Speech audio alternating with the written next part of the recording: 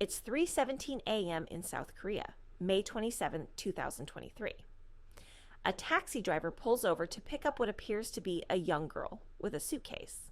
She's small, maybe middle school age, wearing a school uniform that looks slightly too big for her frame.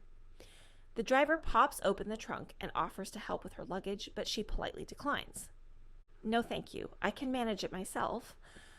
Her voice is soft, almost childlike. She struggles slightly with the weight as she loads the suitcase into the trunk, but she's insistent on doing it alone. The driver notices how heavy it seems for someone so small, but he's seen stranger things during the late-night shifts. She slides into the back seat, and he glances at her in the rearview mirror. It's unusual for someone so young to be traveling alone at this hour, especially with such a heavy suitcase. Her destination isn't an airport or bus terminal. It's a local park near the river. Not exactly where you'd expect someone to go on vacation at 3 a.m., but who is he to judge? He's just grateful it's a polite, quiet passenger instead of the usual drunk businessman he deals with at this hour. The girl seems well-mannered, sitting quietly in the back seat, occasionally giving him directions in that same soft voice. The drive to the park takes about 20 minutes.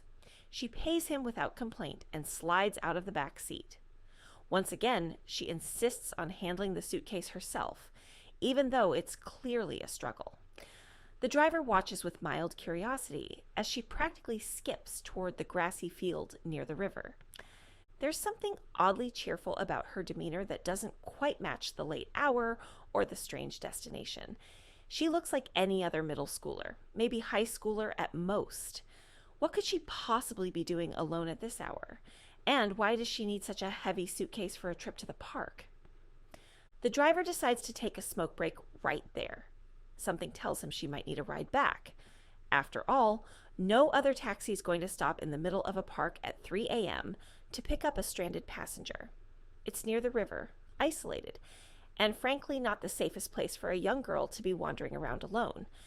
He lights his cigarette and settles in to wait.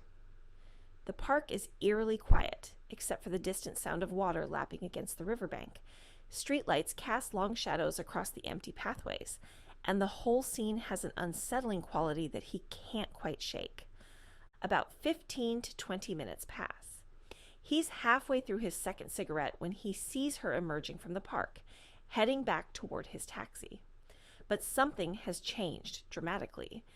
The suitcase that had been so heavy she could barely manage it now seems to be practically floating behind her. Where before she had to lean forward and use both hands to pull it, now it's rolling effortlessly beside her. The weight difference is so obvious that even from a distance, the driver can see the change in her posture and movement. She approaches the taxi with that same cheerful demeanor, asking for a ride back. But there's something different about her energy now, something the driver can't quite put his finger on. She seems almost lighter, not just physically, but emotionally, like a weight has been lifted from her shoulders.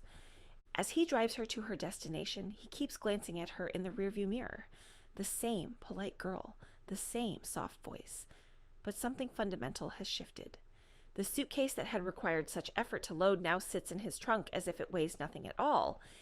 His gut tells him something isn't right. In all his years of driving taxi, he's developed an instinct for when situations don't add up. The dramatic change in the suitcase's weight, the strange timing, the isolated location, none of it makes sense for a normal late-night trip. When he drops her off at her final destination, he sits in his car for several minutes, trying to process what he's witnessed. The logical part of his mind searches for innocent explanations. Maybe she had heavy items in the suitcase that she left at the park for some reason. Maybe she was meeting friends for an early morning activity. Maybe there's a perfectly reasonable explanation for everything he observed. But his instincts are screaming that something is very wrong. The next morning, he can't shake the feeling. The image of that young girl struggling with the heavy suitcase, then effortlessly pulling the same suitcase just 20 minutes later, plays over and over in his mind. The cheerful demeanor that seemed slightly forced, the strange destination, the unusual timing. Finally, his conscience gets the better of him. He picks up his phone and dials the police. "I think I saw something suspicious last night," he tells the operator. "I transported a young girl to a park near the river around 3 a.m. She had a very heavy suitcase when I picked her up, but when she came back 20 minutes later, the same suitcase seemed to weigh nothing." The operator asks for more details, the exact location, the time, a description of the girl. The driver provides everything he can remember, emphasizing how dramatically the weight of the suitcase had changed. "I've been driving taxi for 15 years, he explains. "I've seen all kinds of strange things, but this felt different. Something about the whole situation just didn't sit right with me." Within an hour of his call, police are dispatched to search the grassy field near the river, where he had dropped off the girl. They spread out across the area, looking for anything unusual, any sign of what might have been left behind. It doesn't take long for them to find it. Hidden among a line of bamboo trees, they discover the body of a young woman. She's wearing a green hoodie and blue jeans, lying in a fetal position as if she had simply curled up to sleep. But this is no peaceful rest. This is death. The victim appears to be in her 20s, and preliminary examination suggests she's been dead for at least a day, possibly 2. The cause of death isn't immediately apparent, but there are signs of trauma that will require a full autopsy to understand. As the crime scene team processes the area, the pieces begin falling into place. The taxi driver's instincts had been correct. He had unknowingly transported human remains in the trunk of his car. The cheerful young girl he had picked up twice that night was not the innocent passenger she appeared to be. The weight difference in the suitcase now makes horrifying sense. When he first picked her up, she was transporting a body to dispose of it. When he picked her up the second time, the suitcase was empty. Its grisly contents left behind in the bamboo grove. The investigation that follows will reveal a story that shocks even seasoned detectives. The young girl who had seemed so polite and innocent is actually 23-year-old Yu Jong, and the victim she disposed of is a woman she had brutally murdered just hours earlier. But this isn't a crime of passion or desperation. This isn't a robbery gone wrong or a domestic dispute that escalated beyond control. According to Yu Jong's own eventual confession, she committed this murder for the most chilling reason imaginable: pure curiosity. She wanted to know what it felt like to kill someone. The taxi driver who made that crucial phone call will later say he wishes he had never answered his door that night when Yu Jong knocked, asking for help. He wishes he had never seen her face, never heard her voice, never been part of the most disturbing case in recent Korean criminal history. But his decision to trust his instincts and call the police prevented Yu Jong from potentially claiming more victims. Because, as investigators will soon discover, this murder was not meant to be her last. It was meant to be her first. The story of Yu Jong, a young woman who lived like a ghost, isolated from human connection, obsessed with true crime documentaries, and driven by a desire to experience the ultimate taboo, is about to unfold. It's a story that will challenge everything we think we know about what drives someone to kill. And it all started with a taxi driver who noticed that a suitcase was too light. Yu Jong's Reddit account tells a story that nobody saw coming. Under the username Sustinet, Latin for support, she had been active for years, posting thousands of comments and submissions across various subreddits. To anyone scrolling through her history, she appeared to be just another quirky internet user with niche interests. 98% of her posts were about board games, Disney, and her extensive collection of vintage Tamagotchis. She would spend hundreds of dollars on rare digital pets, walking around with them clipped to her belt, caring for virtual creatures with more dedication than most people show their actual pets. Her posts about finding rare Tamagotchis or sharing tips for keeping them alive painted the picture of someone harmlessly obsessed with childhood nostalgia. But it's the other 2% of her posts that reveal something much darker, lurking beneath the surface. Hidden among discussions of board game strategies and Tamagotchi care guides were comments that, in hindsight, read like warning signs written in invisible ink. When someone asked, if you were a serial killer, who would be your victim? Yu Jong responded with a detailed list. People who drive on the shoulder during traffic jams, those who refuse to let others merge, customers who abuse express lane limits. Basically, the most selfish and careless people of society, she wrote. Her responses to relationship advice threads were particularly telling. She described being cheated on by an ex-girlfriend years earlier, detailing how the betrayal had destroyed her self-confidence and led to 6 years of complete social isolation. This destroyed my self-confidence, she wrote. This is almost 10 years ago, and my confidence has never recovered. I became depressed. I have trust issues. I swore off dating for almost 6 years straight while I just stewed in a broth of self-pity and depression. The bitterness in her words was palpable, but what was more disturbing was how she described her current relationship with Jennifer Soto and her daughter Maddie. Yu Jong wrote about how her stepdaughter shared her interests in board games and figurine painting, how they would play together while Jennifer worked.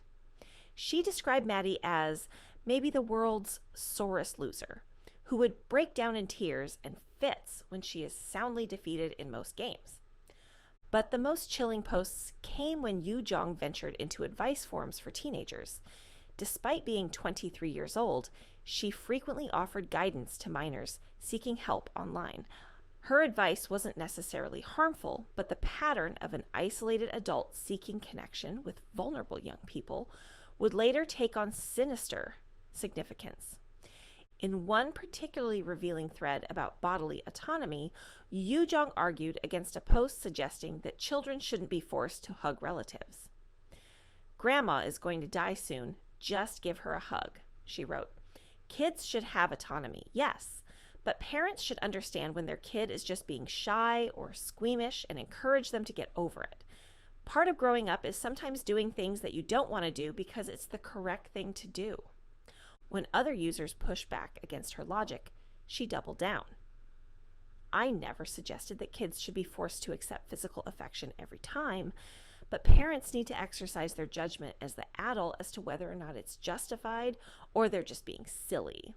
Years later, after her arrest, someone would comment on that very thread. And was it justified for you to kill a 13-year-old?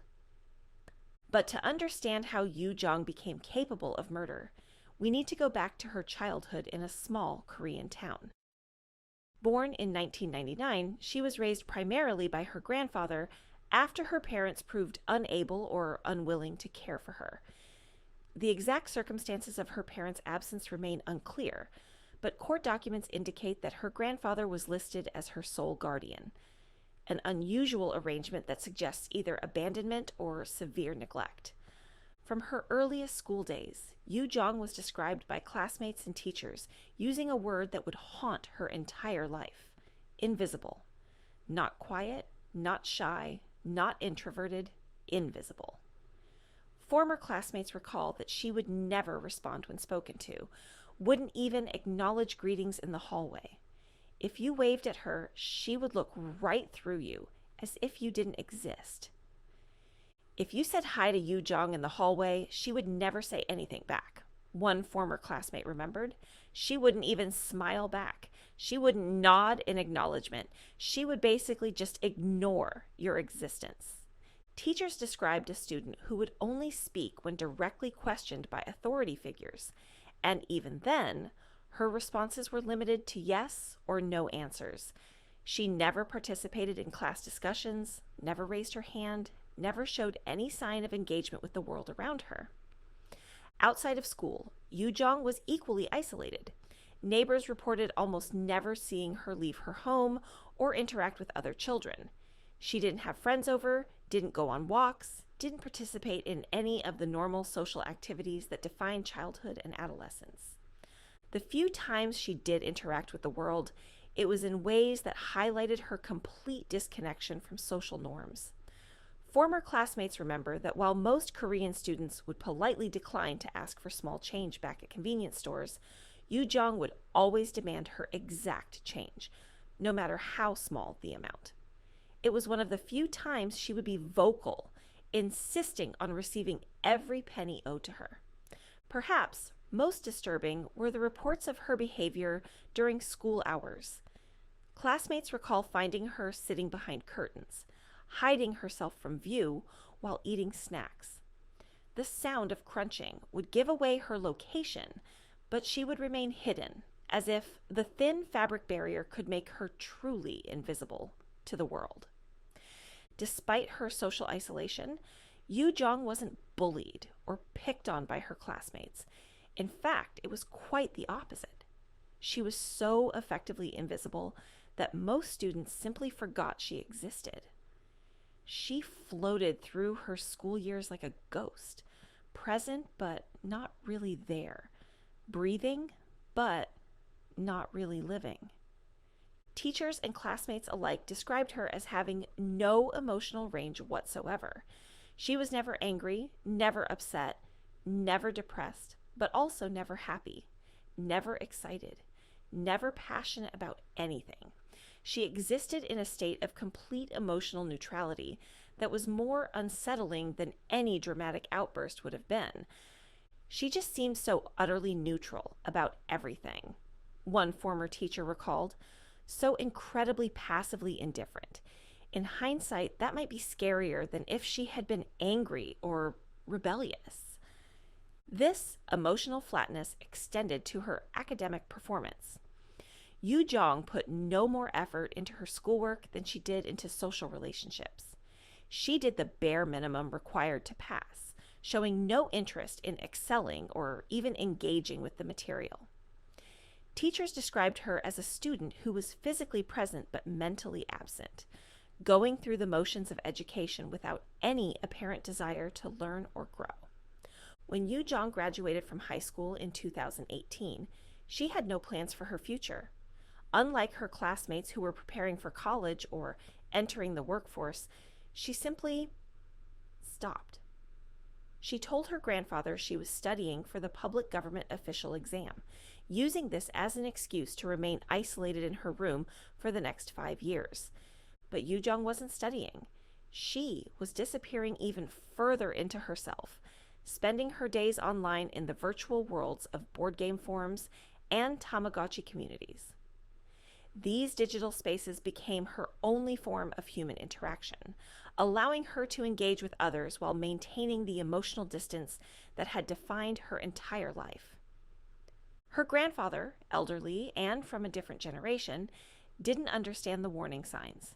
He was proud that his granddaughter seemed so dedicated to her studies, never realizing that she was actually sinking deeper into a dangerous isolation that would eventually consume not just her own life, but the life of an innocent 13-year-old girl.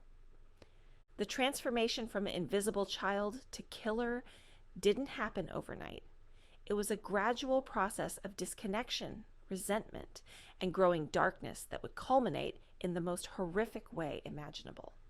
But the seeds of that darkness were planted in those early years, when Yu Jong learned that the world would continue spinning, whether she existed or not. And perhaps that's what made her so dangerous. Someone who had spent their entire life being invisible finally found a way to be seen. By 2020, Yu Jong had been living as a ghost for 2 years since graduating high school. Her grandfather continued to believe she was diligently studying for the government exam, proud of her apparent dedication. But behind the closed door of her bedroom, Yu Jong was descending into a digital world that would reshape her understanding of human life and death. Her phone records, later analyzed by digital forensics experts, revealed a disturbing pattern. Yu Jong had no contacts saved in her phone, no incoming calls, no outgoing messages, no social media interactions. In an age where even the most introverted people maintain some digital connections, Yu Jong existed in complete isolation. She was a 21st century hermit, cut off from human contact in ways that previous generations couldn't have imagined. The phenomenon she was experiencing has a name in Japanese culture: hikikomori. It describes people, usually young adults, who withdraw from society so completely that they become voluntary prisoners in their own homes. Some hikikomori go years without speaking to another human being, coordinating their movements to avoid even their own family members. Yu Jong fit the profile perfectly. She would time her trips to the bathroom and kitchen to avoid encountering her grandfather. When she absolutely had to leave her room, she moved like a shadow, silent and quick. Her grandfather would sometimes hear movement in the house and wonder if he had imagined it. But unlike many hikikomori who retreat into video games or anime, Yu Jong found her escape in true crime documentaries. Hour after hour, day after day, she consumed content about the darkest aspects of human nature. Her viewing history, recovered from her devices, showed an obsession that went far beyond casual interest. She didn't watch documentaries about unsolved mysteries or wrongful convictions. She wasn't interested in the justice system or the families of victims. Yu Jong was exclusively fascinated by the killers themselves. She would watch the same interviews over and over, studying the faces and voices of murderers as they described their crimes. Her browser history revealed searches for "what does it feel like to kill someone?" and "psychology of murderers." She spent hours on forums where people discussed the mental state of various killers, always focusing on the perpetrators rather than the victims. When she found documentaries that included detailed descriptions of murder methods, she would bookmark them and return to them repeatedly. The isolation was changing her brain in ways that neuroscientists are only beginning to understand. Extended social isolation doesn't just make people lonely, it fundamentally alters how they process empathy and human connection. The parts of the brain responsible for understanding other people's emotions begin to atrophy when they're not regularly used. Yu Jong was losing her ability to see other people as fully human. In her isolated world, other people became abstract concepts rather than living, breathing individuals with their own hopes, fears, and families. The true crime documentaries she consumed reinforced this dehumanization, presenting victims as plot points in stories about the killers she found so fascinating. Her Reddit posts from this period show a gradual shift in her worldview. Where her earlier posts had been mostly harmless discussions of hobbies, her later comments revealed a growing cynicism and misanthropy. She wrote about humanity with increasing disdain, describing most people as vacant-minded zombies and complete waste of oxygen. In one particularly telling post, she wrote, "I work at a major theme park in a safety-critical role and get to observe human nature all day long to the tune of thousands. I mean literally thousands of people a day. And let me tell you, the outlook for the future of humanity is not good. Some folks are just ferals that are incapable of self-governing." This was during her brief employment at Disney World, one of the few times she had forced herself to interact with the outside world. But rather than helping her reconnect with humanity, the job seemed to reinforce her belief that other people were fundamentally different from her and inferior. Her posts about her stepdaughter during this period take on a more sinister tone when viewed in hindsight. She wrote about how Maddie shared her interests in board games and figurines, describing their relationship in terms that suggested she saw the 13-year-old as more of a peer than a child. She complained about Maddie being a sore loser and described their gaming sessions in detail that seemed inappropriate for an adult discussing a child. But it was her posts about violence that should have raised the most alarm. When asked hypothetically about being a serial killer, Yu Jong didn't deflect or express disgust at the question. Instead, she engaged seriously with the scenario, providing detailed thoughts about who would deserve to be victims. Her criteria revealed a worldview where certain people's lives had less value than others. She also posted extensively about her views on punishment and justice. In response to discussions about criminal sentencing, Yu Jong consistently argued for harsher punishments and showed little empathy for defendants. She seemed to view the justice system as too lenient, writing that some people just need to be removed from society permanently. Perhaps most disturbing were her posts in advice forums for teenagers. Despite being an adult with no training in counseling or child development, Yu Jong regularly offered guidance to minors seeking help online. Her advice often centered around themes of self-reliance and distrust of others, encouraging young people to isolate themselves rather than seek help from adults in their lives. In one exchange with a teenager who was being bullied, Yu Jong advised, "Don't expect anyone to help you. People only care about themselves. You need to learn to handle things on your own because no one else will." When other users criticized this advice as harmful, Yu Jong doubled down, arguing that she was simply being realistic about human nature. Her posts also revealed an obsession with control and power dynamics.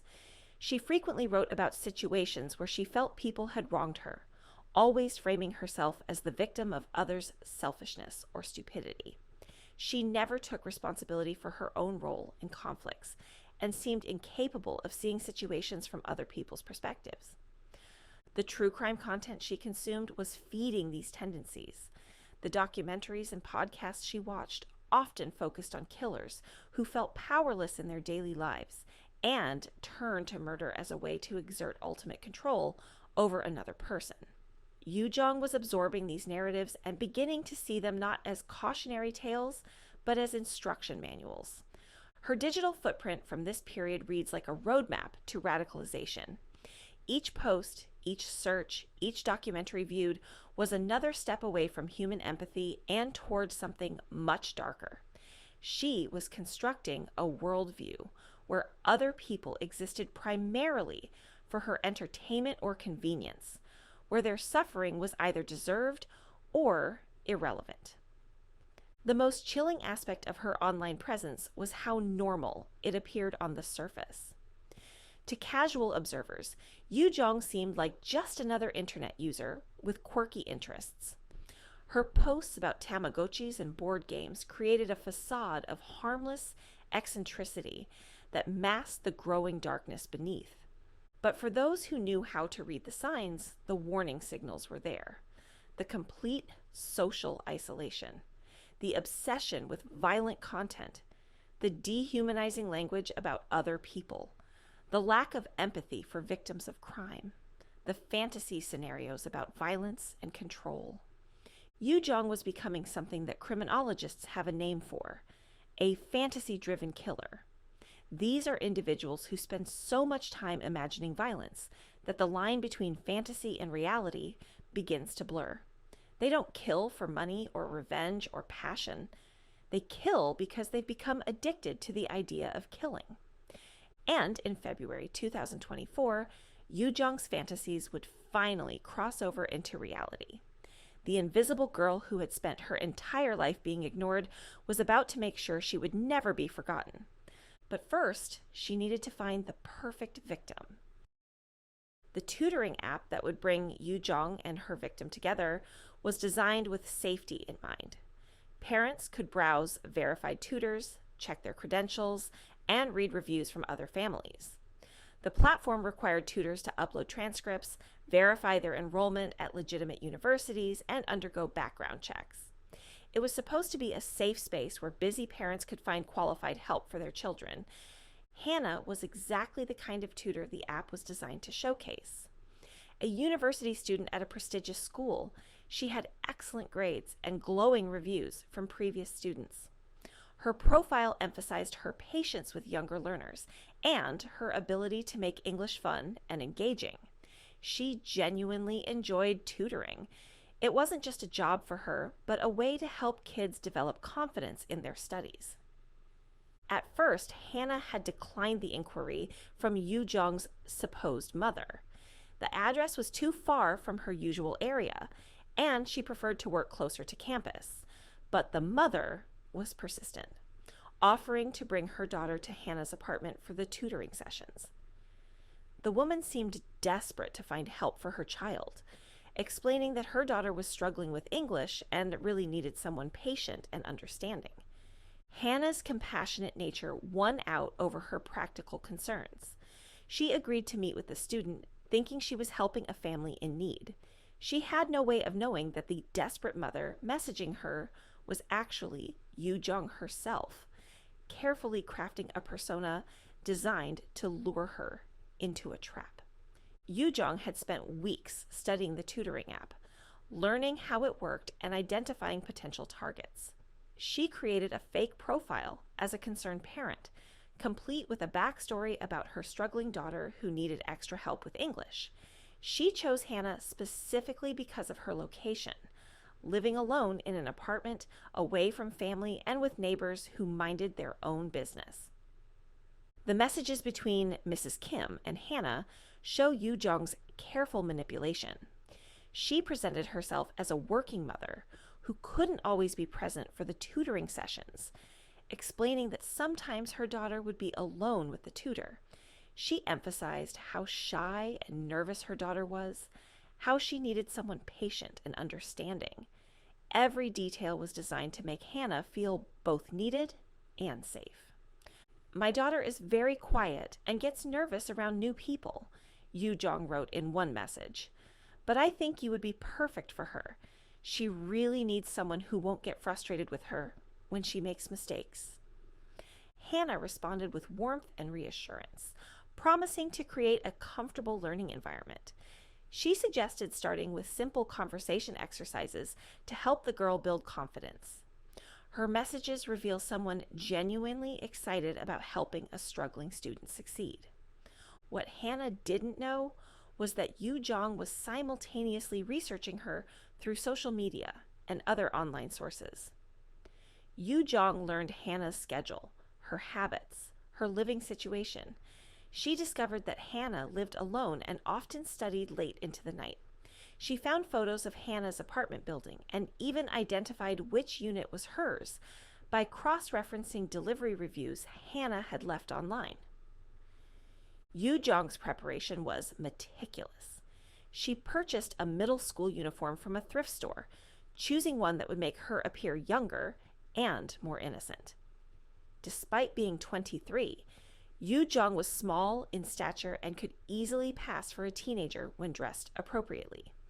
She practiced speaking in a higher, more childlike voice and rehearsed the shy, nervous demeanor she would present to Hannah. The knife she would use was purchased weeks in advance from a sporting goods store. She told the clerk she was buying it for camping, even purchasing other camping supplies to make the story believable. She researched anatomy online, studying diagrams that showed the most effective places to inflict fatal wounds. Her browser history from this period reads like a manual for murder. Yu Jong also researched Hannah's building, walking by multiple times to observe the security measures and foot traffic patterns. She noted that the building had minimal security cameras and that residents often propped open the main entrance door for convenience. She identified the best times to enter and exit without being noticed. On the evening of May 26, 2023, Yu Jong put her plan into action. She dressed in the thrift store uniform, styled her hair to look younger, and practiced her nervous student persona one final time. She carried a backpack with school supplies to complete the illusion, hiding the knife among notebooks and pencils. When she knocked on Hannah's door at 6 p.m., she appeared to be exactly what Hannah expected, a shy middle school student arriving for her first English tutoring session. Hannah welcomed her warmly, offering her a drink and asking about her interests to help break the ice. "Don't be nervous," Hannah told her as they settled at the dining table. "We're just going to have a conversation in English. There's no pressure to be perfect." Yu Jong played her role perfectly, responding in hesitant, broken English, and appearing grateful for Hannah's patience. She asked to use the bathroom, using the opportunity to confirm that Hannah lived alone and to familiarize herself with the apartment layout. When she returned, she complimented Hannah's home and asked questions about living independently as a university student. For nearly an hour, they went through the motions of a tutoring session. Hannah was patient and encouraging, exactly as her reviews had promised. She created simple exercises and praised Yu Jong's efforts, genuinely believing she was helping a struggling student build confidence. But Yu Jong wasn't thinking about English lessons. She was studying Hannah's movements, waiting for the perfect moment to strike. She noted how Hannah turned her back when reaching for materials, how she leaned forward when explaining concepts, how completely trusting and unguarded she was. The attack, when it came, was swift and brutal. Yu Jong later told police that she had researched the most effective way to kill someone quickly and quietly. She had studied the location of major arteries and practiced the motion she would need to make. When Hannah turned to reach for a book, Yu Jong struck. Hannah never had a chance to defend herself or call for help. The attack was over in minutes, leaving Yu Jong standing over the body of someone who had shown her nothing but kindness and patience. Someone who had genuinely wanted to help what she believed was a struggling student. But Yu Jong felt no remorse, no horror at what she had done. Instead, she felt a sense of satisfaction and curiosity fulfilled.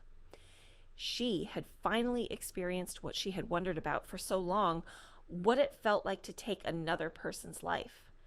What happened next would shock even experienced investigators. Rather than fleeing the scene immediately, Yu Jong spent hours in Hannah's apartment, treating it like her own personal laboratory. She changed into Hannah's clothes, ate Hannah's food, and even took selfies in Hannah's mirror. She was savoring the experience, documenting it for her own twisted satisfaction. The invisible girl, who had spent her entire life being ignored, had finally done something that would make her impossible to forget. But she wasn't finished yet. The murder was only the beginning of Yu Jong's plan. Now came the part she had been looking forward to almost as much as the killing itself, the disposal of the body, and the game of cat and mouse with the police that would follow. Yu Jong had spent months planning not just the murder, but everything that would come after. She had studied other cases, learning from the mistakes of killers who had been caught. She believed she was smarter than them, more careful, more prepared. She was about to discover just how wrong she was. Yu Jong stood in Hannah's apartment, surrounded by the aftermath of her first murder, and felt something she had never experienced before: complete control. For the first time in her 23 years of invisible existence, she was the center of a story that mattered. She was no longer a background character in other people's lives. She was the protagonist of something significant. But the euphoria of the kill was quickly replaced by the practical reality of what came next. Yu Jong had spent months planning the murder itself, but she had underestimated the complexity of disposing of a human body. The tutorials she had watched online and the true crime documentaries she had studied made it seem simpler than it actually was. Hannah's body lay on the dining room floor where she had fallen, blood pooling beneath her head and soaking into the carpet. Yu Jong stared at it for several minutes, not out of remorse or shock, but with the clinical detachment of someone examining a problem to be solved. She had crossed the line from fantasy to reality, and now she needed to clean up the evidence. Her first instinct was to take photos. Using Hannah's own phone, Yu Jong documented the crime scene from multiple angles, capturing the body's position and the blood spatter patterns. She would later tell investigators that she wanted to preserve the memory of her achievement. The photos would be found on Hannah's device, time-stamped just minutes after the murder. Next, Yu Jong began exploring Hannah's apartment more thoroughly. She opened drawers and closets, not looking for valuables to steal, but satisfying her curiosity about how her victim had lived. She found Hannah's diary and spent time reading through it, learning about the young woman's hopes and dreams, her relationships with family and friends, her academic goals. Rather than humanizing Hannah in Yu Jong's mind, These personal details seemed to fascinate her, in the same way a scientist might study a specimen. She was collecting data about her victim, treating Hannah's private thoughts and feelings as research material for her own twisted interests. Yu Jong also helped herself to Hannah's food, eating dinner while sitting just feet away from the body. She later described this to police as one of the most satisfying meals she had ever eaten, not because the food was particularly good, but because of the circumstances surrounding it. She was eating in the presence of her kill, savoring both the meal and the memory of what she had accomplished. As the hours passed, Yu Jong began the practical work of body disposal. She had researched this aspect of murder extensively, reading about cases where killers had successfully hidden bodies for extended periods. She knew that time was her enemy. The longer she waited, the more difficult the body would become to move, and the greater the risk of discovery. Her first challenge was the blood. Hannah had bled extensively from her neck wounds, and the carpet was saturated.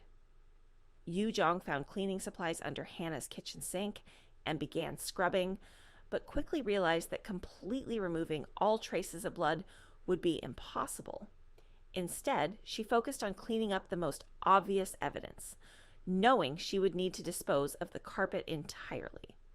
Using kitchen knives, Yu Jong began the grisly process of dismembering Hannah's body.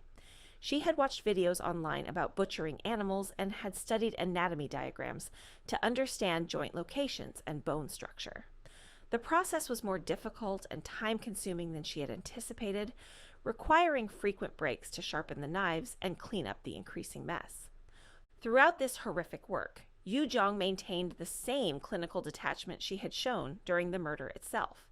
She later told investigators that she approached the dismemberment like a puzzle to be solved, focusing on the technical aspects rather than the human reality of what she was doing. By dawn, Yu Jong had reduced Hannah's body to manageable pieces, wrapping them in garbage bags and plastic sheeting she found in the apartment. She had also gathered Hannah's personal belongings, her phone, wallet, identification, and anything else that might help identify the victim. These items would need to be disposed of separately to make identification more difficult. But Yu Jong's biggest challenge was still ahead of her, transporting the remains out of the apartment building without being detected. She had observed the building's routines during her surveillance, noting that early morning was the quietest time, with the fewest residents moving around. She also knew that the building's security cameras were limited and poorly positioned. Using Hannah's own suitcases, Yu Jong packed the body parts for transport. She was careful to distribute the weight evenly and to double bag everything to prevent leaks. She also packed some of Hannah's clothes and personal items to make the suitcases appear normal if anyone questioned her. The first trip out of the building was the most nerve-wracking. Yu Jong dressed in Hannah's clothes and wore a baseball cap pulled low to obscure her face from any cameras. She wheeled one suitcase to the building's exit, her heart pounding as she passed other residents in the hallway. But her careful observation of the building's routines paid off. She encountered only one neighbor, who barely glanced at her. Yu Jong had stolen Hannah's car keys and planned to use her victim's own vehicle for the disposal. She loaded the first suitcase into the trunk and drove to a remote area she had scouted weeks earlier, a wooded region about an hour outside the city where she was unlikely to encounter other people. The disposal site was a ravine, hidden from the main road by dense trees. Yu Jong had chosen it specifically because it was difficult to access and rarely visited by hikers or hunters. She dragged the suitcase down into the ravine and began scattering the contents, burying some pieces under fallen leaves and rocks while leaving others exposed to accelerate decomposition. This process was repeated multiple times over the next 2 days. Yu Jong made several trips between Hannah's apartment and various disposal sites, spreading the remains across a wide geographic area to make discovery and identification more difficult. She used different routes each time and varied her timing to avoid establishing a pattern that might be noticed by traffic cameras or witnesses. Between disposal trips, Yu Jong continued to occupy Hannah's apartment as if it were her own. She slept in Hannah's bed, wore Hannah's clothes, and even used Hannah's computer to browse the internet and check social media. She was living inside her victim's life, experiencing what it felt like to be someone else entirely.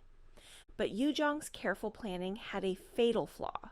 She had become so absorbed in the experience of murder and disposal that she lost track of the outside world. She didn't realize that Hannah's absence had already been noticed by friends and family, or that a missing person report had been filed. She was so focused on the technical aspects of her crime that she failed to consider the human connections that would inevitably lead to her discovery. On the third day after the murder, as Yu Jong was preparing for what she planned to be her final disposal trip, she heard sirens in the distance. At first, she assumed they were unrelated to her activities, just the normal sounds of city life. But as the sirens grew closer and seemed to stop near Hannah's building, Yu Jong began to realize that her perfect crime might not have been so perfect after all. Looking out Hannah's window, she could see police cars in the parking lot below. Officers were talking to residents and examining the building's entrance. Yu Jong's heart began to race as she realized that somehow, despite all her careful planning, the authorities were closing in. She had two choices: try to flee with the remaining evidence, or attempt to destroy it and claim innocence. Either option carried enormous risks, but Yu Jong's narcissistic confidence in her own intelligence led her to believe she could still outsmart the police. She was about to learn that reality was very different from the true crime documentaries that had inspired her twisted fantasies. While Yu Jong believed she was executing the perfect crime, digital forensics experts were already unraveling her carefully constructed lies. Every click, every search, every message she had sent in the months leading up to Hannah's murder had left an electronic fingerprint that would ultimately lead investigators straight to her door. The investigation began when Hannah's roommate returned from a weekend trip to find their apartment empty and Hannah's bed unslept in. Hannah was the type of person who always communicated her plans. She would never disappear without telling someone where she was going. When calls to her phone went straight to voicemail and messages went unanswered, her roommate knew something was seriously wrong. The missing person report filed that Monday morning triggered a systematic investigation that would expose Yu Jong's digital deception within hours. Detective Park Min-jun, a specialist in cybercrime, was assigned to trace Hannah's last known activities. What he found was a trail of electronic evidence that painted a disturbing picture of premeditation and manipulation.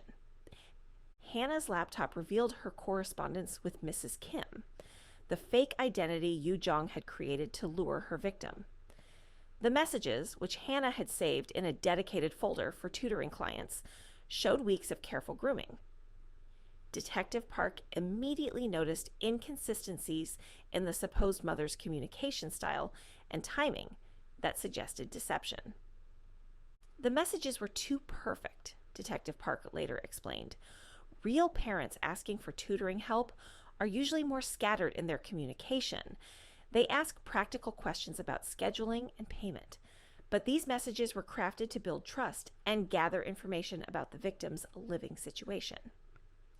The IP address associated with Mrs. Kim's account led investigators to a public library computer that Yu Jong had used to create the fake profile. Security cameras at the library showed her accessing the tutoring website multiple times over several weeks, always during off-peak hours when fewer people were around to witness her activities. But it was Yu Jong's own digital footprint that provided the most damning evidence. Her obsessive documentation of her crime had created a treasure trove of evidence that investigators could use to build their case. The photos she had taken on Hannah's phone were just the beginning. Yu Jong's personal devices, seized when she was arrested, contained a horrifying archive of her descent into murder. Her browser history showed months of research into killing methods, body disposal techniques, and criminal investigation procedures. She had bookmarked articles about famous serial killers and saved detailed notes about their methods and mistakes. One particularly chilling discovery was a document titled Project Planning that Yu Jong had created on her laptop. The file contained a step-by-step timeline for the murder, including contingency plans for various scenarios. She had researched Hannah's schedule, mapped out her apartment building, and even practiced her shy student persona by recording herself on her phone's camera. The document revealed the calculated nature of Yu Jong's crime in disturbing detail. Targets selected based on isolation and vulnerability factors. Lives alone, minimal family contact, predictable schedule. Approach vector, tutoring request from concerned parent. Cover identity, struggling middle school student requiring English help. Timing, evening session to minimize witness exposure. Yu Jong had also created detailed profiles of other potential victims she had considered before settling on Hannah. The files contained photos, addresses, and personal information about at least 6 other young women who advertised tutoring services online. Each profile included notes about their living situations and vulnerability factors, suggesting that Hannah was not Yu Jong's only intended victim.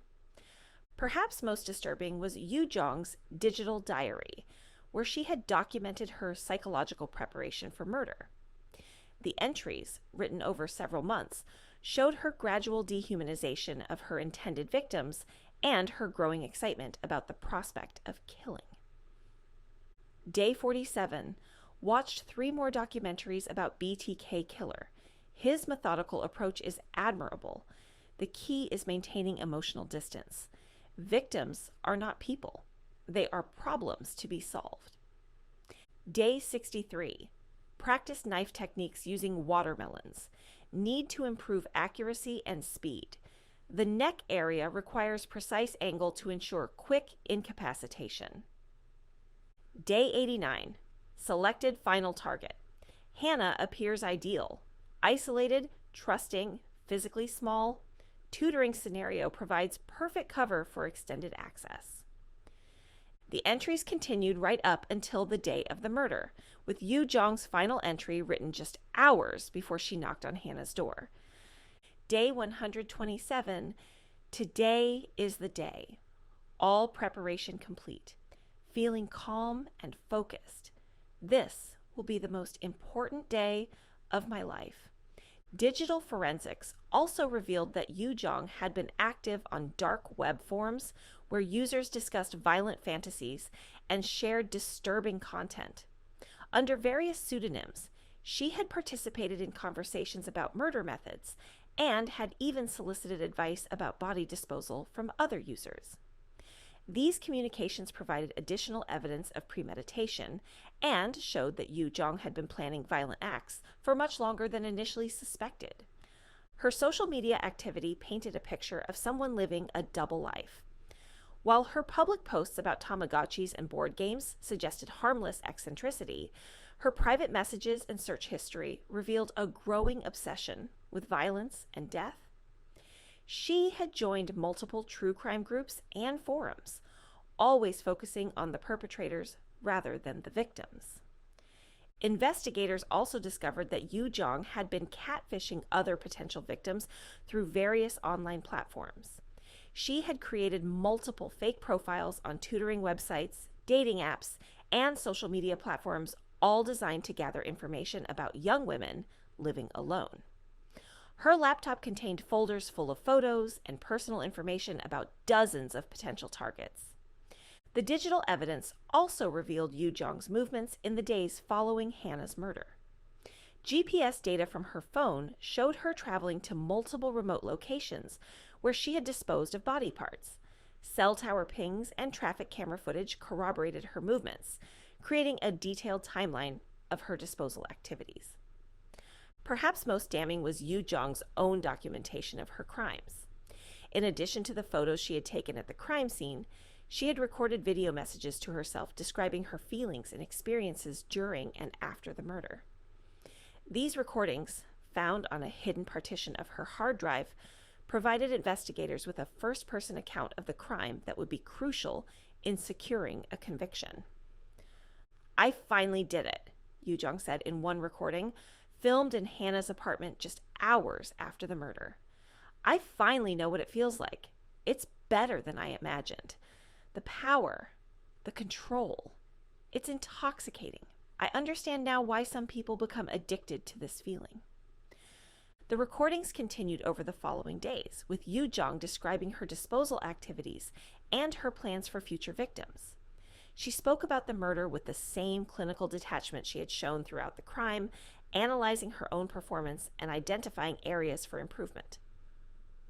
"Next time, I need to be more efficient with the dismemberment process," she noted in one recording. "It took longer than expected, which increased the risk of discovery.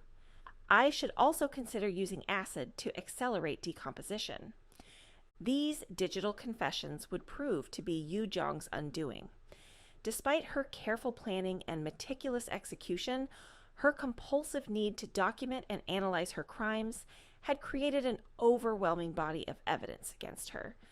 The invisible girl who had spent her life being ignored had finally made sure she would never be forgotten, but not in the way she had intended. As Detective Park compiled the digital evidence, he was struck by the calculated nature of Yu Jong's crimes and the complete absence of remorse in her own documentation. This wasn't a crime of passion or desperation. It was the methodical execution of a plan that had been months in the making. "In 20 years of investigating violent crimes, I've never seen such detailed premeditation combined with such complete lack of empathy," Detective Park later testified. "The defendant didn't just plan to kill, she planned to enjoy it, document it, and repeat it." The digital trail that Yu Jong had left behind would ultimately seal her fate, providing prosecutors with the evidence they needed to secure a conviction for premeditated murder. But more importantly, it would help investigators understand the mind of a killer who had turned murder into a hobby and ensure that she would never have the opportunity to claim another victim. The interrogation room at Seoul Metropolitan Police Station was deliberately austere. White walls, fluorescent lighting, a metal table bolted to the floor, and 2 uncomfortable chairs. Detective Park Min-joon had conducted hundreds of interviews in this room, but he had never faced a suspect quite like Yu Jong. She sat across from him with an unsettling calmness, her small frame making her appear even younger than her 23 years. Her hands were folded neatly in her lap, and she maintained steady eye contact with a slight smile that never quite reached her eyes. To an outside observer, she might have looked like a college student waiting for a job interview, not a murder suspect facing life in prison. "Do you know why you're here, Yu Jong?" Detective Park began, his voice deliberately neutral. "I assume it has something to do with Hannah," she replied, her tone conversational, "though I'm not sure why. I was just her student." Detective Park had reviewed the digital evidence extensively before this interview. He knew about Yu Jong's months of planning, her fake identity as Mrs. Kim, and the horrifying documentation she had created of her crime. But he also knew that getting a confession would require patience and strategy. Yu Jong clearly believed she was smarter than the police. "Tell me about your relationship with Hannah," he said, opening a thick folder and pretending to review notes he had already memorized. Yu Jong launched into her prepared story with practiced ease. She described herself as a struggling middle school student whose mother had hired Hannah for English tutoring. She spoke about Hannah's kindness and patience, even managing to produce what appeared to be genuine emotion when discussing their lessons together. "She was really nice to me," Yu Jong said, her voice taking on a childlike quality. "She never got frustrated when I made mistakes. I was sad when my mom said we couldn't afford the tutoring anymore." Detective Park let her talk, noting how smoothly she delivered her lies. Yu Jong had clearly rehearsed this story many times, anticipating the questions she might be asked, but he also noticed small tells. The way her breathing remained perfectly steady even when discussing emotional topics, the absence of any fidgeting or nervous gestures that would be natural for an innocent person in this situation. "When was the last time you saw Hannah?" he asked. "About 2 weeks ago. That was our last tutoring session." "And you haven't had any contact with her since then?" "No, why would I? Like I said, we couldn't afford the sessions anymore." Detective Park opened his laptop and turned the screen toward Yu Jong. On it was a screenshot of the Mrs. Kim profile from the tutoring website, along with timestamps showing activity right up until the day of Hannah's disappearance. "This is interesting," he said casually, "because according to our investigation, someone using your mother's profile was messaging Hannah right up until the day she disappeared. In fact, the last message was sent just hours before Hannah was killed." For the first time, Yu Jong's composure flickered. The smile faded from her face, and she stared at the screen for several seconds before responding. "That's impossible. My mother doesn't even know how to use computers very well." "Actually, Yu Jong, we know your mother didn't send these messages. We traced the IP addresses to computers you used at the public library. We have security camera footage of you creating this fake profile and using it to contact Hannah." Yu Jong's mask was beginning to slip. The childlike voice disappeared, replaced by something colder and more calculating. "I want to speak to a lawyer," she said. "That's your right," Detective Park replied. "But before we arrange that, I want to show you something else." He opened another file on his laptop. One of the videos Yu Jong had recorded in Hannah's apartment after the murder. The audio was muted, but the image was clear. Yu Jong sitting in Hannah's living room, speaking directly to the camera with Hannah's body visible in the background. Yu Jong stared at the screen, her face completely expressionless. Detective Park had expected shock, denial, or at least some attempt to explain the video. Instead, Yu Jong seemed to be studying the footage with clinical interest, as if watching someone else's home movie. "Where did you find this?" she asked finally. "On your laptop, along with dozens of other videos and photos documenting what you did to Hannah." Yu Jong was quiet for a long moment, her eyes still fixed on the laptop screen. When she finally looked up at Detective Park, her expression had changed completely. The innocent student persona was gone, replaced by something that made the veteran detective's skin crawl. "I suppose there's no point in pretending anymore," she said, her voice now flat and emotionless. "Though I'm curious how you found everything so quickly. I thought I had been more careful." "Why don't you tell me what happened, Yu Jong? In your own words." What followed was one of the most chilling confessions Detective Park had ever heard. Yu Jong described the murder with the same detached precision she might use to explain a science experiment. She walked through her months of planning, her selection of Hannah as a victim, and the execution of her crime with no apparent emotion or remorse. "I had been curious about killing for a long time," she explained. "I watched documentaries and read about it, but I wanted to experience it myself.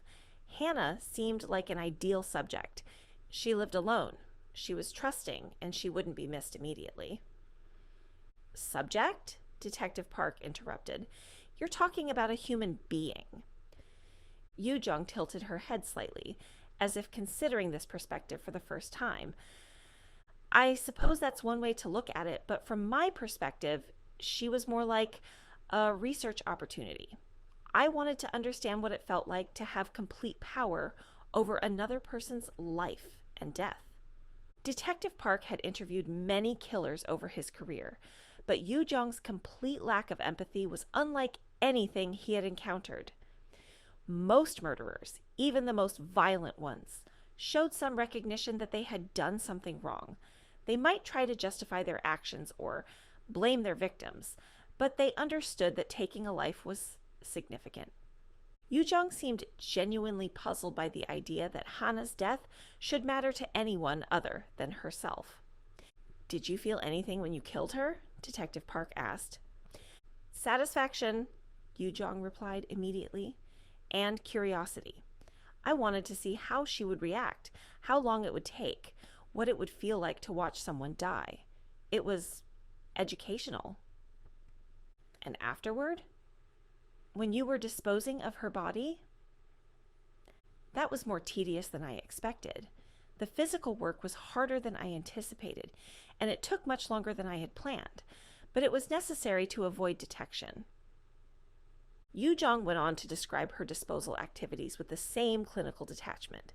She explained her choice of locations, her methods for dismembering the body, and her attempts to destroy evidence.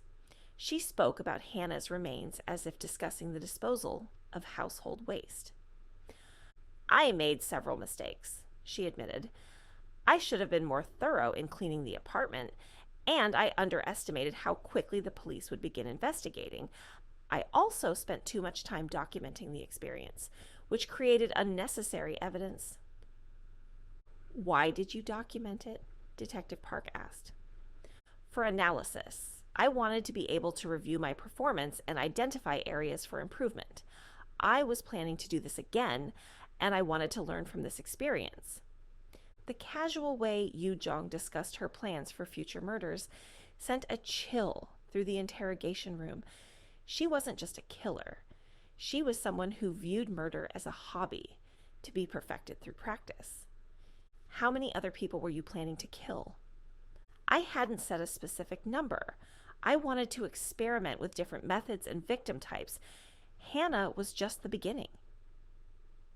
Detective Park closed his laptop and leaned back in his chair. In all his years of police work, he had never encountered someone so completely devoid of human empathy. Yu Jong didn't just lack remorse for her crime, she seemed incapable of understanding why anyone would expect her to feel remorse. Is there anything you want to say about Hannah? About the person she was, the life you took? Yu Jong considered this question for a moment, her expression thoughtful. She seemed nice enough, I suppose, but that wasn't really relevant to my purposes. I needed someone to kill, and she was available and suitable. Her personality didn't factor into my decision. As the interrogation concluded and Yu Jong was led back to her cell, Detective Park sat alone in the room, trying to process what he had just heard. He had spent his career trying to understand what drove people to commit violent crimes, but Yu Jong defied every psychological profile he knew. She wasn't driven by anger, greed, jealousy, or any of the usual motives for murder. She had killed simply because she was curious about what it would feel like. And, perhaps most disturbing of all, she showed no signs of being satisfied by the experience. She was already planning her next victim when the police caught her. Detective Park realized that they had caught Yu Jong just in time. If she had remained free much longer, Hannah would not have been her only victim. The invisible girl who had spent her life being ignored had finally found a way to feel important by taking other people's lives, and she had been planning to make it a career. As news of Yu Jong's arrest spread through Seoul, Detective Park Min-jun found himself facing a case that defied every psychological profile in his training manual.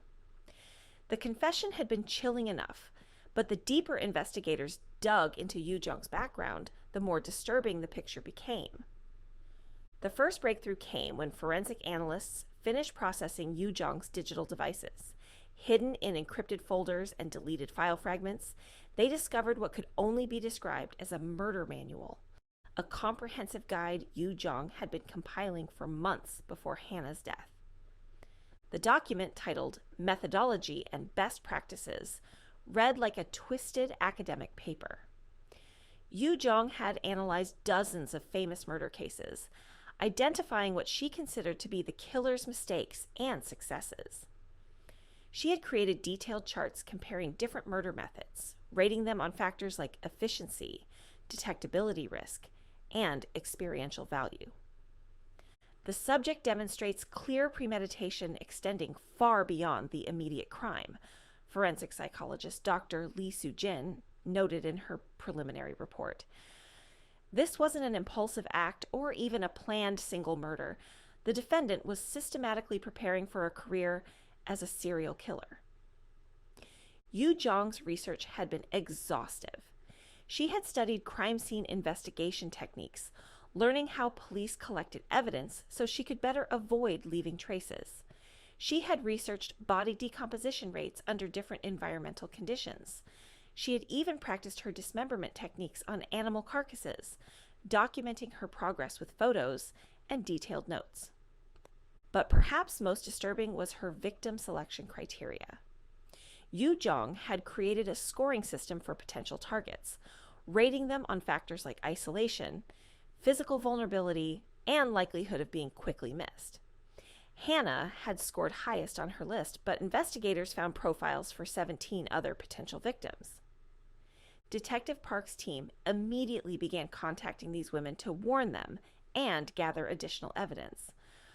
What they discovered painted an even more troubling picture of Yu Jong's activities in the months before Hannah's murder. Several of the women reported receiving strange messages from tutoring clients who had seemed overly interested in their living situations. Others had noticed someone following them or loitering near their apartments. One woman, a 22-year-old university student named Minji, had actually met with Yu Jong for what was supposed to be a tutoring consultation. She seemed like a normal middle school student at first, Minji told investigators, but something felt off about her questions. She kept asking about my schedule, whether I lived alone, if my neighbors were friendly. When I told her I had a roommate, she suddenly lost interest and said her mother had decided to go with a different tutor. The meeting had taken place just 2 weeks before Hannah's murder. Yu Jong's notes about Minji, found on her laptop, were chilling. Target unsuitable due to roommate presence. Elimination risk too high. Continue surveillance for potential schedule changes. As the investigation expanded, a clearer picture emerged of Yu Jong's transformation from isolated true crime fan to active predator. Her descent had been gradual but systematic, with each step carefully documented in her digital diary. The entries from early 2023 showed Yu Jong's growing dissatisfaction with simply consuming true crime content. She wrote about feeling frustrated by the passive nature of watching documentaries and reading about murders committed by others. She wanted to experience the authentic version of what she had been studying for years. Day 15. Watched another documentary about the Zodiac killer today. The narrator kept talking about the senseless violence and tragic loss of life. They don't understand. The victims were just components in a larger experiment. The real story is about the killer's evolution and methodology. Day 23. I'm tired of being a spectator. All these documentaries, all these books, they're just secondhand accounts. I want to understand what these killers actually experienced. I want to feel what they felt. Day 31. Made a decision today. I'm going to conduct my own research, real research, not just theoretical study. I need to find the right subject and the right methodology. The entries continued for months, showing Yu Jong's gradual shift from fantasy to planning to action. She wrote about her victim selection process with the same analytical tone she might use to describe a science project. Day 67. Identified 3 potential subjects through tutoring websites. All live alone, all have minimal family contact, all fit the physical parameters I've established. Need to conduct more detailed surveillance before making final selection. Day 89. Hannah appears to be the optimal choice. Isolated location, predictable schedule, trusting personality. The tutoring scenario provides perfect cover for extended access. Beginning detailed planning phase. But it was Yu Jong's post-murder entries that truly horrified investigators. Rather than showing remorse or fear of being caught, she wrote about the experience with scientific detachment and clear satisfaction. Day 127. Successfully completed first field test. Results exceeded expectations. The psychological impact was more intense than anticipated. The sense of absolute control was intoxicating. Physical aspects were more challenging than expected, but manageable with proper preparation. Day 128. Disposal process took longer than calculated. Need to refine methodology for future applications. also need to improve documentation, video quality was poor in some segments. Consider investing in better recording equipment. Day 129, reviewing performance data. Overall success rate, 95%. Areas for improvement: efficiency of dismemberment process, evidence disposal protocols, timeline management. Ready to begin planning for subject number 2. The clinical language Yu Jong used to describe Hannah's murder and dismemberment was unlike anything Detective Park had encountered in his career. She wrote about taking a human life the way a researcher might document a laboratory experiment. Even more disturbing were the detailed plans she had already begun developing for future murders. Her laptop contained folders labeled Subject Number 2, Subject Number 3, and so on, each containing preliminary research on potential victims. She had been planning to kill again within weeks of Hannah's murder. Dr. Lee Soo-jin's psychological evaluation revealed a profile that challenged conventional understanding of criminal behavior. Yu Jong showed no signs of the mental illness typically associated with violent crime. She wasn't psychotic, wasn't hearing voices, wasn't delusional about reality. She was, by all clinical measures, completely sane. The defendant demonstrates what we might call elective psychopathy, Dr. Lee explained to the investigation team.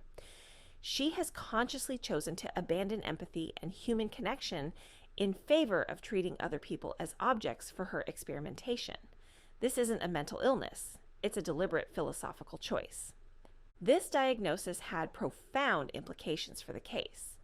Yu Jong couldn't claim insanity or diminished capacity. She had known exactly what she was doing and had chosen to do it anyway. She had methodically planned Hannah's murder while fully understanding the moral and legal implications of her actions. The investigation also revealed the extent of Yu Jong's isolation and how it had contributed to her transformation. Interviews with her grandfather, former classmates, and neighbors painted a picture of someone who had been effectively invisible for most of her life. She was like a ghost, one former classmate told investigators. You could forget she was even in the room. I don't think I ever heard her speak unless a teacher directly asked her a question.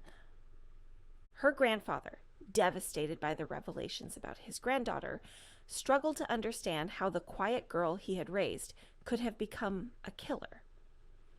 She never caused any trouble, he said through tears. She just stayed in her room and studied. I thought she was a good girl, just shy. I never thought she could hurt anyone. But perhaps the most chilling discovery came when investigators found Yu Jong's research library, a collection of true crime books, documentaries, and online content that she had been studying for years. Unlike typical true crime fans who were interested in justice or understanding criminal psychology, Yu Jong had been using this material as instruction manuals. Her books were filled with detailed notes and annotations, focusing exclusively on the killer's methods and mistakes. She had created cross-references between different cases, identifying patterns and techniques that she found particularly effective. She had essentially turned true crime consumption into a graduate-level course in murder. She wasn't watching these documentaries for entertainment or education in the traditional sense, Detective Park realized. She was studying them the way a medical student studies anatomy textbooks. She was learning how to kill. As the investigation continued, one question haunted everyone involved. How many other Yu Jongs were out there? How many isolated, empathy-deficient individuals were consuming true crime content not as passive entertainment, but as active preparation for their own violent fantasies? The case was forcing law enforcement to confront an uncomfortable reality about the dark side of true crime popularity. While millions of people consumed this content harmlessly, a small but dangerous minority might be using it for very different purposes. Yu Jong had proven that the line between true crime fan and actual criminal could be thinner than anyone wanted to admit. And somewhere out there, other invisible people might be taking notes. Within hours of Yu Jong's arrest becoming public, South Korea found itself gripped by a media sensation, unlike anything the country had seen in years. The story had everything that captured public attention: a young, innocent-looking killer, a brutal murder motivated by pure curiosity, and the disturbing connection to true crime entertainment that millions of people consumed daily. The first news reports were cautious, focusing on the basic facts of Hannah's murder and Yu Jong's arrest. But as details of the case leaked out, the fake tutoring scenario, the months of planning, the clinical documentation of the crime, the story exploded across every media platform in the country. True crime fan turns real killer screamed the headline of the Chosun Ilbo, South Korea's largest newspaper.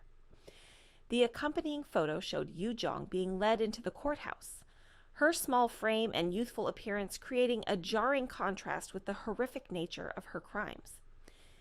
Television news programs began running special segments analyzing the case, bringing in criminal psychologists, true crime experts, and social commentators to discuss what Yu Jong's crimes meant for Korean society. The coverage was relentless, with new details emerging daily as investigators continued to process evidence. But it was social media where the real firestorm erupted. The case became a trending topic across all platforms, with millions of Koreans sharing their shock, theories, and fears about the implications of Yu Jong's crimes. The hashtag #TrueCrimeKiller began trending worldwide as international media picked up the story. The reaction was deeply divided. Many people expressed horror at Yu Jong's complete lack of empathy and the calculated nature of her crime. They saw her as a monster who had exploited Hannah's kindness and trust in the most evil way possible. "This isn't just murder," wrote one popular blogger. "This is the complete abandonment of everything that makes us human. Yu Jong didn't kill in anger or desperation. She killed because she was bored. That's not mental illness. That's pure evil." But another segment of the public became fascinated with Yu Jong herself, treating her like a real-life character from the true crime content they consumed. Fan accounts began appearing on social media, analyzing her methods and speculating about her psychology. Some users even expressed admiration for her intelligence and planning abilities. This reaction horrified Hannah's family and friends, who found themselves watching their loved one's murder become entertainment for strangers online. Hannah's roommate, speaking through a lawyer, issued a statement pleading for people to remember that a real person had died. "Hannah was not a character in a story or a case study for your entertainment," the statement read. "She was a kind, intelligent young woman who wanted to help children learn English. She trusted someone who seemed to need help, and that trust cost her everything. Please remember her as a person, not as a victim in someone else's twisted fantasy." The true crime community found itself in an uncomfortable position. Many creators and fans began questioning whether their content might be inspiring copycat crimes. Some popular true crime podcasters temporarily suspended their shows, while others dedicated episodes to discussing the ethical implications of their work. "We need to ask ourselves some hard questions," said Park Ji-hai, host of one of Korea's most popular true crime podcasts. Are we educating people about criminal psychology, or are we providing instruction manuals for potential killers? Yu Jong's case forces us to confront the possibility that our content might be doing more harm than good. The debate intensified when investigators revealed the extent of Yu Jong's true crime consumption. Her browser history showed that she had watched thousands of hours of true crime content, always focusing on the perpetrators rather than the victims or the investigation process. She had been particularly drawn to cases involving young female victims and had studied the killer's methods with academic precision. Dr. Kim Hyun-soo, a media psychology professor at Seoul National University, appeared on multiple news programs to discuss the potential connection between true crime consumption and violent behavior. Most people who consume true crime content are simply satisfying their curiosity about human psychology and criminal justice, Dr. Kim explained. But for a small percentage of viewers, particularly those who are already isolated and lacking in empathy, this content can serve as inspiration and instruction for their own violent fantasies. The controversy deepened when it was revealed that Yu Jong had been active in online true crime communities, participating in discussions about murder methods, and even soliciting advice about body disposal.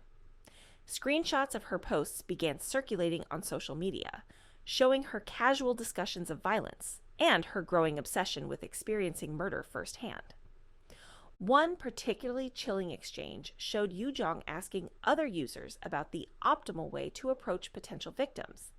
She had presented her questions as hypothetical scenarios for a story she was writing, but investigators now knew she had been gathering intelligence for her actual crime. What would be the best way for a character to gain a victim's trust? She had asked in one forum. I'm thinking about having my character pose as a student needing tutoring. Would that be believable? Other users had responded with detailed suggestions, unknowingly helping Yu Jong plan Hannah's murder. When these exchanges became public, several forum members came forward to express their horror at having inadvertently assisted a real killer. The case also sparked a broader conversation about social isolation and its potential connection to violent crime. Yu Jong's complete disconnection from human relationships became a focal point for discussions about modern society and the dangers of extreme isolation. Yu Jong represents the dark side of our increasingly connected but emotionally disconnected world, wrote social critic Lee Min-jung. She had access to unlimited information and entertainment, but no meaningful human connections. She consumed content about human suffering without ever developing empathy for actual humans. Mental health experts began appearing on news programs to discuss the warning signs of dangerous isolation and the importance of early intervention. They emphasized that while most isolated individuals never become violent, the combination of extreme social disconnection and obsessive consumption of violent content could create a dangerous psychological cocktail. The international media attention brought unwanted scrutiny to South Korea's true crime industry. Foreign journalists began investigating the country's popular crime shows and podcasts, looking for evidence of sensationalism or glorification of violence. Some international true crime creators used Yu Jong's case to criticize what they saw as irresponsible content creation in Korean media. This criticism sparked a defensive reaction from Korean true crime creators, who argued that their content was educational and that they couldn't be held responsible for how disturbed individuals might misuse their work. The debate became increasingly heated as creators, critics, and the public struggled to balance free speech concerns with public safety considerations. Meanwhile, Yu Jong herself seemed oblivious to the media storm surrounding her case. In jail interviews, she expressed surprise at the level of attention her crime had generated, viewing it as validation of her achievement, rather than condemnation of her actions. I didn't expect so many people to be interested, she told a court-appointed psychiatrist. I suppose I underestimated the impact of my work. It's gratifying to know that people recognize the significance of what I accomplished. Her complete lack of understanding about why people were horrified by her actions only added to the public's fascination with her psychology. She had become a real-life example of the kind of killer that true crime audiences had been studying for years, but her actual presence in the world was far more disturbing than any documentary or podcast could convey. As the media coverage continued, Hannah's family made the difficult decision to speak publicly about their daughter's life and death. In a press conference that was broadcast live across the country, Hannah's parents pleaded with the public to remember their daughter as more than just a victim in a sensational crime story. Our daughter was not born to be someone's experiment, Hannah's mother said through tears.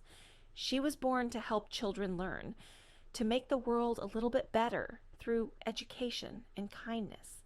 Please don't let her killer's twisted motivations overshadow the beautiful life that was taken from us. The family's plea had a sobering effect on some of the more sensationalized coverage, but it couldn't stop the broader cultural conversation that Yu Jong's case had unleashed. The questions her crimes raised about true crime consumption, social isolation, and the nature of evil would continue to reverberate through Korean society long after her trial concluded. Yu Jong had achieved her goal of being noticed, but not in the way she had imagined. She had become a symbol of everything that could go wrong when curiosity about violence replaced empathy for victims, when entertainment became instruction, and when isolation bred monsters. The invisible girl had finally made herself seen, but the world she had forced to look at her would never be quite the same.